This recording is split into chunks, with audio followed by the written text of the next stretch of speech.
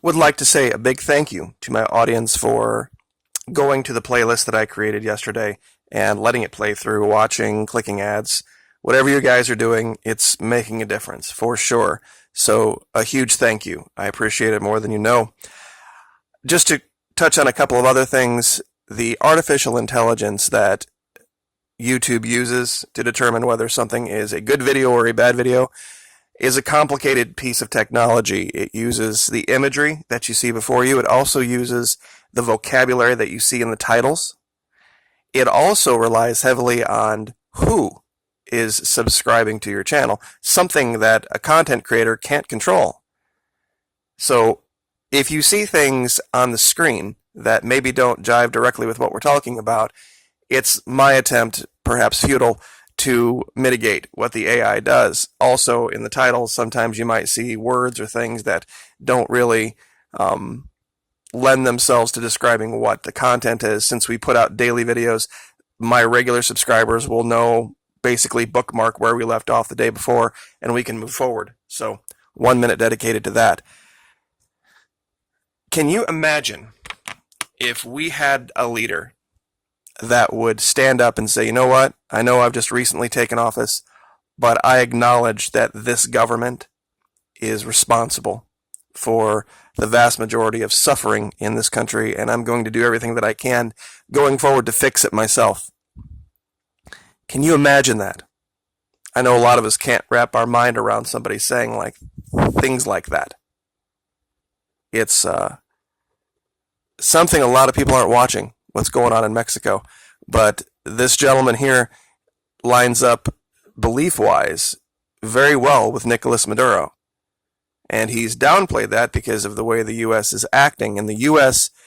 doesn't really want to let people know this, because once this would come out that AMLO, Andres Manuel Lopez Obrador, is going to take Mexico down the same road Venezuela, but going to be wildly successful at it, DC would be left with egg all over their face, especially given the glowing compliments and all of the talk of uniting the hemisphere and all this kind of stuff.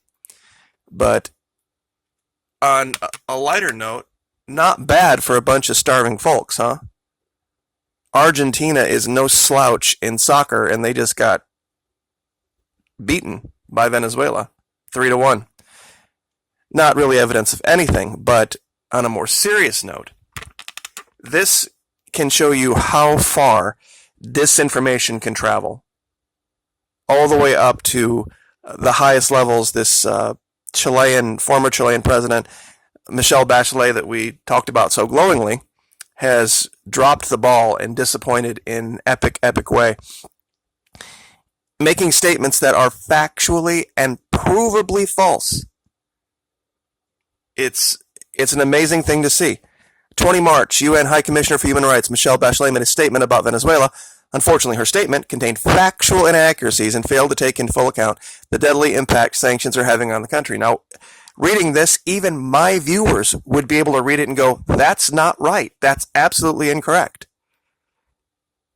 Here's her words, quote, although this pervasive and devastating economic and social crisis began before the imposition of the first economic sanctions in 2017, I am concerned that the recent sanctions on financial transfers related to the sale of Venezuelan oil within the United States may contribute to aggravating the economic crisis with possible repercussions on people's basic rights and well-being.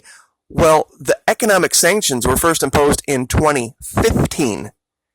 And if you want to go back even farther, the biggest driver of the problem in Venezuela was the U.S., DC, and Big Oil, artificially cratering the price of oil in 2014, while simultaneously lifting the ban on oil exports for profit in this country. That was the workaround that had been created that made Big Oil focus its energies on the well-being of the people of the United States of America. This wasn't largely reported on, but it was one of the biggest betrayals our government has ever done in 2014 and 2015 when they lifted the ban on exporting oil for profit. Basically, what it said now is that big oil could pump oil right out of the ground and sell it on the open market for whoever would pay the most for it, regardless of what was going on inside our country. They have absolutely no desire whatsoever. They have no impetus to do things that are good for our economy anymore. Other countries like Mexico, Brazil, Venezuela, Saudi Arabia have state-run oil companies that have written into their charters that those resources belong to the people of that country. And I brought this up because it's Bizarro World. They arrest this guy. They catch him in the act of planning sedition and terrorism. So what does the U.S. do? Pardon me, D.C. do? They sanction a bank. The Bandis Bank. That's how desperate D.C. is getting. They catch this guy associated with a random guy named Juan in the middle of doing things that would get you put under Guantanamo in our country. And they have no answer other than to sanction a bank. I brought this article up from 2013 because I want people to understand what DC is calling evil. Hugo Chavez, 2013, was in its 8th year of providing free heating oil to people in our country. Regardless of everything DC had done prior to 2013 to attack that man, to destroy his reputation, to overturn his government, to vilify him, to make him into a criminal, he still did not blame us, the people of the United States. He understood what DC was. He understood that we were caught in a vice grip, that we were caught in tyranny. He understood this long before the Maquilleros talked about it. Imagine our country doing anything like this to a country that had attacked us. Imagine instead of sanctioning Iran, what if we were sending free whatever to the people of Iran or to the people of North Korea, regardless of anything their government had ever said or done to attack us. This is what Hugo Chavez was doing for the people of our nation, while simultaneously being under attack by our government. I would like anyone to stand up and say that we were justified in doing anything beyond that. The biggest reason things fell apart in Venezuela was this, and I have talked about this so many times. While our stockpiles of oil were the highest they had ever been in 85 years, we decided to increase production. Not only did we decide to do it, we strong-armed our allies, the UAE and Saudi Arabia, into doing it. If we had cut production, it would have raised the price of oil and been better for the guys in doing the shale, doing the Bakken in North Dakota. But it destroyed that. And the U.S. was on board for it. Because they knew they knew that it would be likely that they could destroy the government of Venezuela, and the long-term benefit would outweigh the short-term hit on the prices. But it hasn't worked out, and that's why they're so angry, because they thought payday would have arrived by now. And this is from Investopedia. Oversupply of crude oil. The title of this article is Why the Price of Crude Oil Dropped in 2015. And it didn't just drop a little. It dropped precipitously. It went from nearly $100 a barrel to less than $40 in a year. But why? Crude futures declined in late September 2015, given that the global oversupply was increasing their oil stockpiles, total oil production by year-end 2015 was expected to rise over 9.35 million barrels per day, higher than the 9.3 million barrels per day forecasted in February of that year. That showed that the market was not only oversupplied, but that the future supply was going to actually increase.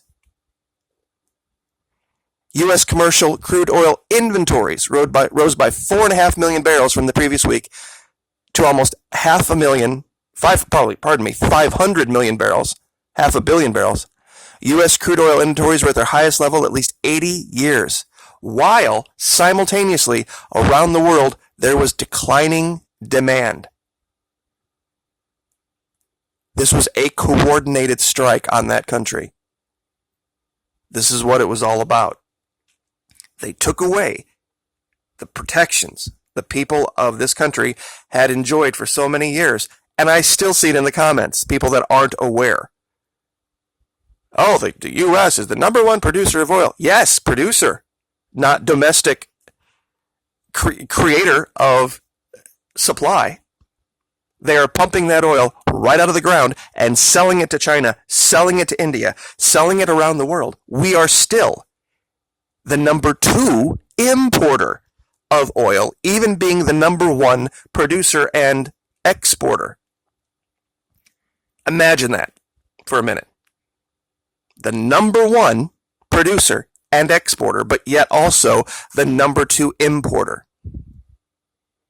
In what bizarro world does that make sense? But people who give away stuff free to help the needy, they're the evil ones. This is psychological operations on a level that is beyond anything the military ever taught me, for sure. To manipulate millions of people in this country and around the world to believe that good is evil and evil is good is nothing short of amazing to me. And the day is going to come when I don't think there's going to be an option as to whether or not we govern ourselves. It might be our only option. Because I don't think around the world people are going to put up with it for very much longer. And we'll leave it there. Like, share, subscribe.